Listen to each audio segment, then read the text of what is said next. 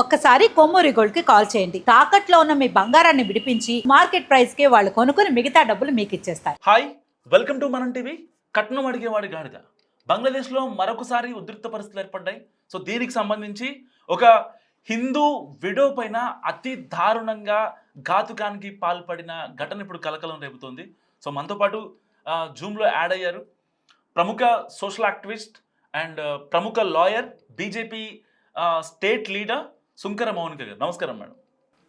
నమస్తే అండి మేడం. అంటే ఏంటి మేడం, బంగ్లాదేశ్లో ఎక్కడ ఏ దాడి జరిగినా లేదంటే ఒక మహిళ పైన లేదంటే ఒక పురుషుడి పైన కామన్గా వినిపిస్తుంది ఒక హిందూ పైన మాత్రమే. అవునండి, మనము ఇది ఆఫ్ఘనిస్తాన్లో కూడా జరిగింది. తర్వాత 1947లో భారతదేశాన్ని ముక్కలు చేసిన తర్వాత పాకిస్తాన్లో కూడా జరిగింది. 1947లో పాకిస్తాన్లో 18% ఉన్న హిందువులు, జైనులు, సిక్కులు, బౌద్ధులు ఇప్పుడు ఆ దేశంలో 1.2% పడిపోయింది. కాబట్టి అదే సేమ్ ప్యాటర్న్ ఆఫ్ఘనిస్తాన్ అయింది, పాకిస్తాన్ అయింది, ఇప్పుడు బంగ్లాదేశ్లో అవుతుంది.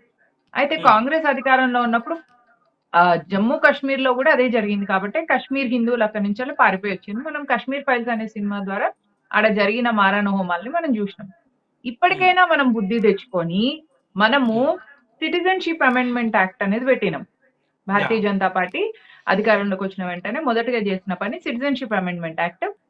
దరిద్రం ఏంటిది అని అంటే, భారతదేశంలో ఉన్న ముస్లింలు ఆ సిటిజన్షిప్ అమెండ్మెంట్ యాక్ట్ ని కానియకుండా దానికి వ్యతిరేకంగా నిలబడ్డారు. అంటే భారతదేశంలో హిందువులకు కూడా హిందుస్థాన్ లోకి ఈ 3 దేశాల నుంచి వెళ్ళి హిందువులు ఒకవేళ మతపరంగా అక్కడ దౌర్జన్యాలు ఎదుర్కొంటే వాళ్ళు ఇక్కడికి రావడానికి తీసుకొచ్చిన చట్టానికి తెచ్చుకునే అధికారం కూడా లేకుండా అన్ని పెద్ద రైట్స్ జరిగినాయి. CAA rights, anti CAA protest మనం చూసినాం. ఇది మన పరిస్థితి. అంటే మనము దేశం కాపాడుకోలేకపోయినాం కాబట్టే ఆఫ్ఘనిస్తాన్ విడిపోయింది. దేశాన్ని కాపాడుకోలేకపోయినాం, భూభాగాన్ని కాపాడుకోలేకపోయినాం, అందుకనే పాకిస్తాన్ పోయింది. మన లోపల యూనిటీ లేదు, అందుకనే బంగ్లాదేశ్ కూడా విడిపోయింది. మనము కుల, ప్రాంత, భాష అనే కంపులో కొట్టుకొని ఉండడం వల్ల ఏదో ఒక చోట హిందువుకి అన్యాయం జరుగుతూనే ఉంటది. ఎందుకంటే కాలికి దెబ్బ తగిలితే ఆ కాలికి కదా దెబ్బ తగిలింది అని కన్ను ఊరుకోదు కదా, కంటి నుంచి నీరు వస్తుంది. ఈ ఇంగితం లేకుండా బ్రతుకుతున్న సమాజం ప్రపంచంలో ఎక్కడనుంది అంటే అది హిందూ సమాజం. ఇప్పుడు చూడండి, ముస్లింలు ఎక్కడైనా కూడా బంగ్లాదేశ్ లో హిందువుల మీద దౌర్జన్యాలు జరిగితే వాళ్ళు మాట్లాడారు దీని గురించి. కానీ వీళ్ళే గాజాలో లేదా పాలెస్టైన్ లో, సిరియాలో అక్కడ ఉన్న ముస్లింల గురించి మాట్లాడతారు. అందుకే అంబేద్కర్ గారు ముస్లింలకున్న బ్రదర్హుడ్ గురించి మాట్లాడారు. మనకు అది మాట్లాడడానికి లేదు, మనం మాట్లాడం. మనం దేని గురించి మాట్లాడం? మరి మన కాన్సెప్ట్ ఏంది? తిన్నమా, పన్నమా, తెల్లారిందా? ఈ కాన్సెప్ట్ నుంచి బయటికి రావాలి. ముఖ్యంగా సౌత్ లో, అది మరీ ముఖ్యంగా తెలంగాణలో ఉన్న వాళ్ళు ఈ కాన్సెప్ట్ నుంచి బయటికి వచ్చి మన భారతదేశం గురించి, మన హిందూ సమాజం కోసం, మన నాగరికత కోసం మౌనిక గారు, ఇక్కడ ఇప్పుడు భారతదేశంలో అన్ని మతాలు ఉన్నాయి. సో ఆ అన్ని మతాలు కలగలిపి ఉంటే చాలా స్నేహంగా ఉంటారు. అక్కడక్కడ చెదురుముదురు ఘటనలు మినహా remaining rest of all okay. కానీ ఇక్కడ మైనార్టీలు కదా, వీళ్ళ మీద మనం జులుం ప్రదర్శించాలనే ఒక భావన చాలా మంది హిందువుల్లో ఉండదు. కానీ పర్టికులర్గా బంగ్లాదేశ్లో అక్కడున్న ముస్లింలు ఎందుకు అక్కడున్న మైనార్టీలు అంత ఇబ్బంది పెడతా ఉంటారు? మీకు అర్థమైతలేదు, అదే ప్రాబ్లం. నేను చెప్పేదే అది. ఆఫ్ఘనిస్తాను, పాకిస్తాన్, బంగ్లాదేశ్ ఇవన్నీ ఒకప్పుడు అఖండ భారత్ లో భాగాలు. ఒకసారి మతం మళ్ళీ అందులో ఉన్న ముస్లింలందరూ కూడా హిందువులే ఒకప్పుడు. ఒక్కసారి మతం మారి ద్వేషం అనే దాన్ని నేర్చుకున్న తర్వాత మన వేలుతో మన కళ్ళనే పొడుచుకుంటున్నారు. ఇప్పుడు రేపు మనం దీన్ని వాళ్ళు అది వేరే దేశంగా చూస్తే, మనము బంగ్లాదేశ్ అనేది ఒక వేరే దేశంగా, ముస్లింలు అనే వాళ్ళు వేరే వాళ్ళుగా మనం చూస్తే మనం ఈ ప్రాబ్లం ఎప్పటికీ అర్థం చేసుకోలేము. అది మన దేశము ఇస్లాం అనే ఒక ఉన్మాదాన్ని తీసుకున్న తర్వాత విడిపోయింది. కాబట్టి ఆ ఉన్మాదులు ఎవరైతే ఉన్నారో ఆ ఉన్మాదులను సరిగ్గా చేయాలి అంటే వాళ్ళకి గర్వాప్సీ చేసే పని చేయాలి. వాళ్ళని గర్వాప్సీ చేసే పని మనం ఎప్పుడు చేయగలుగుతాం? ఎప్పుడంటే మనం కుల, ప్రాంత, భాషకు అతీతంగా హిందువులుగా మనం జీవించినప్పుడే వాళ్ళని మనం గర్వాప్సీ చేయగలం. మనం కుల, ప్రాంత, భాషకు అతీతంగా మన దేశాన్ని మనం స్ట్రాంగ్ చేసుకున్నప్పుడు ఈ 3 దేశాల్లో ఉన్న మిగిలిన హిందువులన్నా మనం కాపాడుకోగలుగుతాం. సో మనము బంగ్లాదేశ్ వేరే దేశం అనుకోవద్దు, మనము కాపాడుకోవాలి. ఇప్పుడు ఎట్లా అంటే, మీకు 3 bedroom హౌస్ ఉంది కార్తీక్, అది మీరు ఒక బెడ్రూమ్ పోయింది, మీ చేతిలో నుంచి పోయింది, గ్రిప్ పోయింది. తర్వాత ఇంకా మిగిలిన ఇల్లంతా నాదే అని సంతోషపడుతున్నాడట ఒక మూర్ఖుడు. అరే అది ఉమ్, పోయింది కూడా నీదేరా భయ్, నువ్వు చాతగాక పొడగొట్టుకున్నావు. మనం పాకిస్తాన్ని పొడగొట్టుకున్నాం, అది మన దేశం, అఖండ భారత్ లో భాగం అది. ఎందుకు ఉమ్, పొడగొట్టుకున్నాం? ఇట్లా మనము ఒక హిందూ దగ్గర జరుగుతున్న, ఒక హిందూకు జరుగుతున్న అన్యాయాన్ని మనం గుర్తించలేకపోయినప్పుడు పోయినాం కాబట్టి మనం కోల్పోయినాం. వాళ్ళెందుకు ఉమ్, ఒక దేశాన్ని చేసుకోగలిగినరు? ఎందుకంటే వాళ్ళు మొత్తం బ్రదర్‌హుడ్ అంతా కూడా ముస్లిం కోసం నిలబడతాడు. కాబట్టి అవును. వాళ్ళు చేసుకోగలుగుతున్నారు. కాబట్టి వాళ్ళిప్పుడు సేమ్ బంగ్లాదేశ్ ఇంకొక పాకిస్తాన్ లెక్క తయారైతుంది మనకు. ఉమ్. మనం బంగ్లాదేశ్‌ని వేరే దేశం గాదు, మన దేశమే విడిపోయింది. ఎందుకంటే మనకి యూనిటీ అవును. లేదు కాబట్టి. ఇప్పుడు మనం సాయం జేయాల్సింది ఏమి? చేసామన్న యూనిటీ ఆ గూడా. కృతజ్ఞతా భావం అసలు ఇప్పటికీ బంగ్లాదేశ్ చూపించట్లేదు. ఉండదు. ఆ జాతికి ఉండదు. ఇప్పుడు మీరు పాముకి దెబ్బ తగిలిందని దాన్ని తీసుకొచ్చేసి దాన్ని మీరు జాగ్రత్తగా దానికి సపర్యలు జేసి, దానికి మెడిసిన్స్ పెట్టి, దానికి కట్టు కట్టి మీరు జేసిండ్రనుకోండి.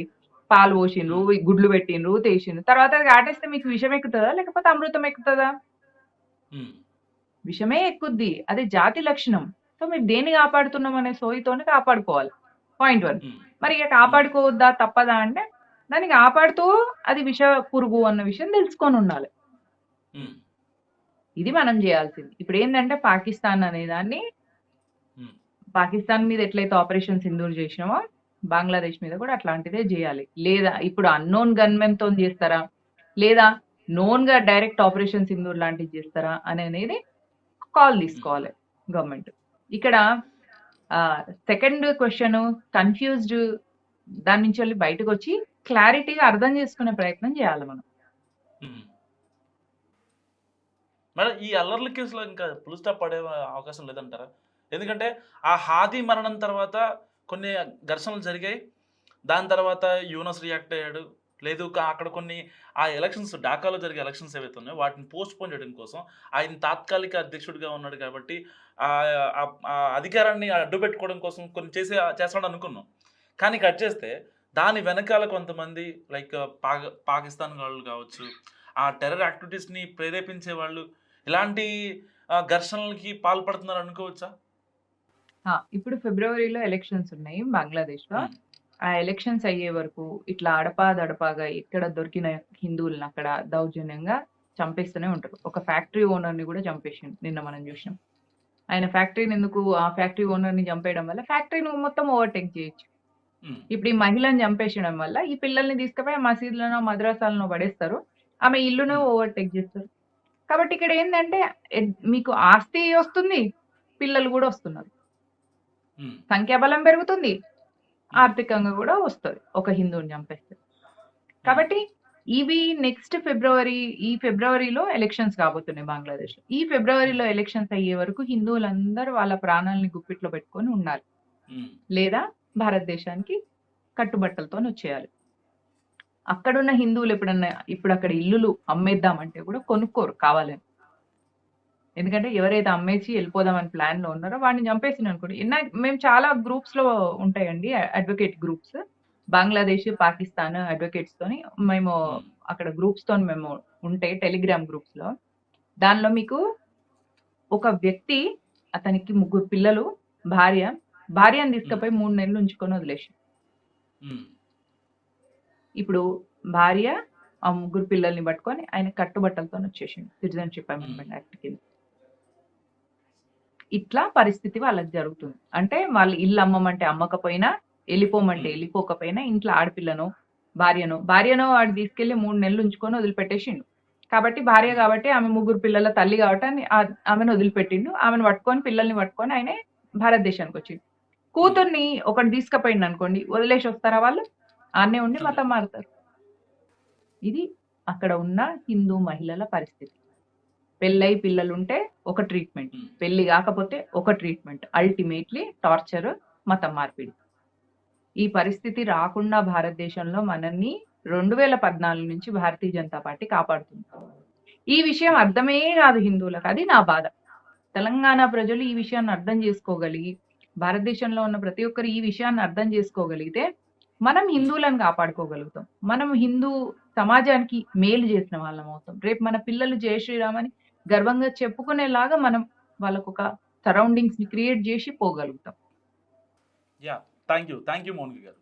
సో ఇది సుంకర మౌనిక గారి అనాలిసిస్. మీరేమనుకుంటున్నారో ఆవిడ అభిప్రాయంపై మస్తుగా కామెంట్ చేయండి. చూస్తూనే ఉండండి మన టీవీ.